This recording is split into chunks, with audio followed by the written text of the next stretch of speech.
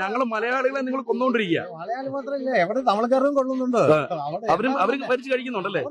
അറിയാത്തവരൊക്കെ മേടിച്ച് കഴിക്കില്ലേ? ഈ വിഷത്തിനകത്ത് ഈ സാധനം മുക്കിയിട്ട് ഞാൻ കഴിച്ചു കഴിഞ്ഞാൽ ഞാൻ മരിച്ചു പോലെ സ്പോട്ടി മരിക്കല്ലേ. ഇത് കുറച്ചായിട്ട് കഴിക്കുമ്പോൾ ക്യാൻസർ ഉണ്ടാവും.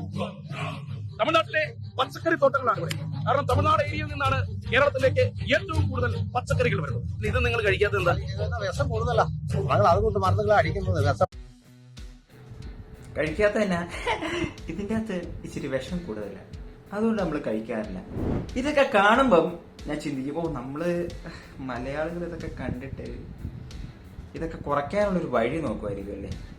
ഓർഗാനിക് പച്ചക്കറികളും കൃഷിയും പരിപാടിയൊക്കെ നമ്മൾ പ്രൊമോട്ട് ചെയ്യുമായിരിക്കും.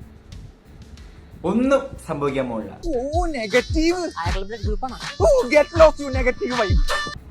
20 രൂപയ്ക്ക് 1 കിലോ പച്ചക്കറി എന്നൊക്കെ പറഞ്ഞ അപ്പൊ അങ്ങ് ചാടി അങ്ങോട്ട് വീഴുമല്ലേ, തീർന്നു.